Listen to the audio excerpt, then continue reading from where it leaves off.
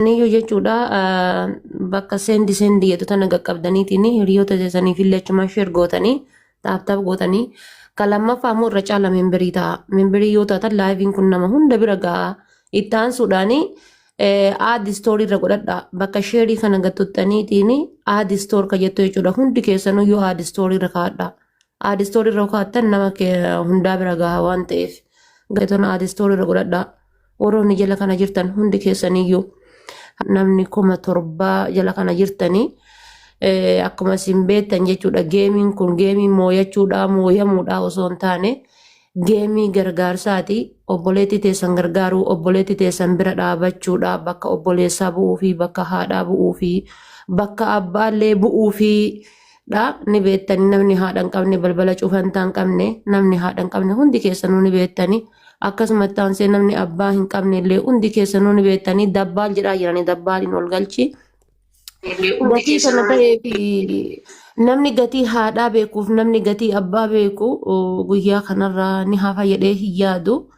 Dhabni yookaan ammoo haadha dhabuu waan nama hin goone hin qabdu gaa'is maraattuullee nama gootii ololtuullee nama gootii boottuullee nama gootii loltuullee nama gootii. Haadha dhabuun dhugaa rabbii hedduu ulfaata. Nama haadha hin qabnetu beeka gatii haadhaa jechuudha. Bakka haati nama qannaftu bakka haati nama miitu nama haadha hin qabnetu beeka. Akka kiyyetti jechuudha dhugaa rabbii isiniin jedha namni haadha hin qabne madaa haadhaa kana sirriitti beeka. Imbooyinaa gaa isaa akka bootanii fi miti akka taaptaap laal taaptaap godhaa imbooyinaati akkaawuntiin ni uggura waan ta'eef taaptaap godhaa isinii galee. Gocha labsite haala baatee. Family boy osoo hin taane taaptaap koppiliinki godhaa. Ani waan kana yookaan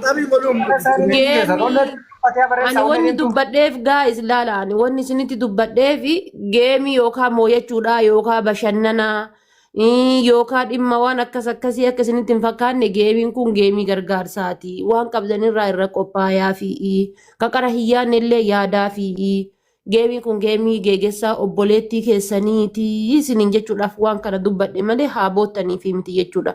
Isiyyuu jajjabeessitanii amshir jettanii du'aayii gootanii fi akka rabbiin dhaga'an gara haadhaaf abbaa maatii jettisiitti jechuu wanna jedhaa. Yaa kanaaf taaptaap godhaa hundi keessanuyyuu. Haga nama 10,000 achi haa deemnu sheer godhaa qaqqabaati. Family mee xiqqishoo hundi keessanuu qabaati sendi godhaa nama 5 irra 10 sendi godhaati. Bakka fuula seeduunaa fa'aa jiraasa fuula seeduunaa kanaaf mucayyoo qalloo masir jirtu naga qabaati sendi isinii dhufa achumaan sendi yeroo takka hundi keessanuu boo'icha kanarra eega garaa laaftaniif eega isin rifachiifte eega rifattaniif hundi keessa waan dandeessaniin fooloo godhaatii manallee fooloo godhadhaatii waan qabdan tiktook irraa ilillii irraa bomboliinoo irraa onnee irraa hanga qabdan akkaawwanti keessatti nambifadhaa keessaa gaddadhaaf arraasitti guyyaan isii kanuma arraati boochee imimmaan buuftee na gargaaraa isiniin jettee fuula keessan dura dhaabbattee rakkinumaa fuula keessan isin dhaabaa geema qabachuun barbaanne hundi keessan boo'icha afaanii osoo hin taane qabdanii imimmaan buusoo osoo hin taane imoojiin boo'ichaa adabbii irra fiddi waarningii irra fiddi akka tiiktookiin kun akka manni isii kun vaayiraaliin baane gootii sheer godha hundi keessan koppiliinki godha yeroo tokko hundi keessan koppiliinki koma 20 irra jiran fakkaatti mee koppiliinki tana yoo xiqqaate gara 50 geessinu.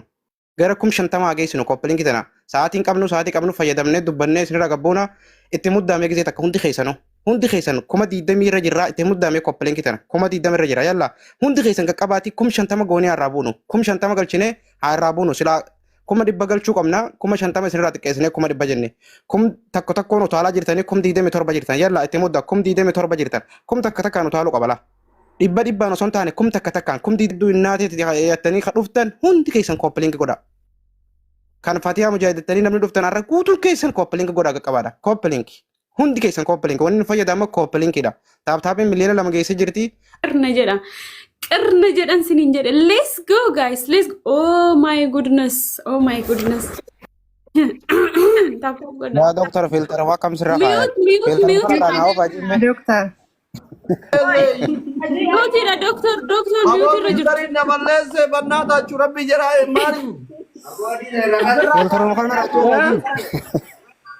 ya damte dokter. Ya Rabbi ya nundi kun Rabbi ya dia devi kamera apa doktor. Oya me. Ini ame ora andra letis god ida dura ufirre sana nami nut kolwa. Ukon sanjada Rabbi ya diti. Adurre fakate kam. Amma sirrae? Amma kun amma dal gurraacha garaa garbaa kan no kadura alla kute gara. Sharing godina kan. Ready rakabi. Share godha guys, share godha. Nama digdama saddeetti share godha. No. Sibu, an gazi buusa gasirra. Sharing godina jedhin abbaa gasirreeffannu. Maali sharing? Amma akkasit dhiisee bakka. Sharing godina jedhin. Bakka dhiisi. Share godha guys. Deemaa share godha. Namni kumni digdamni soddomni dhufee ilaalu. Amma sirraa Dafa share godha sun sirraa. Kana. Allah. Bintani kulle. Share godha. Sibu callisuun dandeettu. Doctor video si Wai share waraabamuu godha. danda'a. Aboo bintani maqaa isaa nutti baasi warri beektan. Mute goona qoy. Siifu mi'uutu nurraa ta'e warre. Bintana barbaadaa Akkam na salphisuu barbaaddi bar. Afra isa ragaa hiika amma argatti alamte san. Kami. Kana miti. Isa. Okay.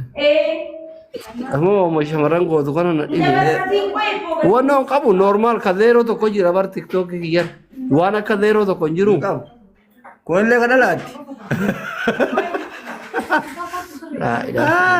Aboo guys. Amma kun sii ta'e dhiisi kanaan dhiisi. Kana dhiisu? Kana wayya. Taala kunin.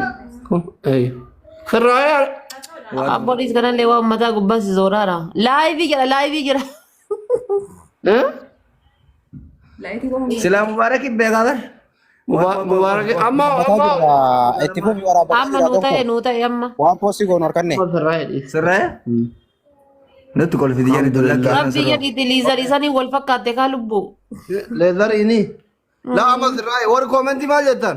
Amma sirraa Sirraa garuu liizariitti wal fakkaate malee addaan baasuu wallaalle. Na rakkoon qabu. Raahel wadane. Gurraachin. Magaalaa fuula isaa fakkaadha iyyuu maashaallah tabaaraka. Amma sirraa warri koomentii. Yes. Warra asirraa dhiisa.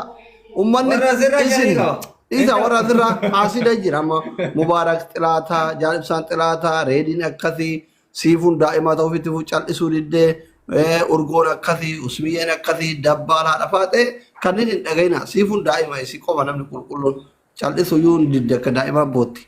Ta'ee isinii ta'ee warri jala kana ta'ee nama 10,000 guutaa kaayoo ta'e daddafa. Ta'ee yoo jettan sheer godhaa nama 10,000 guutaa. Intaani jettan kabira hundi isaa jedhaara Ta'e jechaadha. Masha Allah tabarakallah Mubaarak maa weere Kun normaala filtara takkan qabu irraa baafne. Filtara qabu. Mubaarak Gisee waa'ee filtara kana dubbatan sheexana ari'a.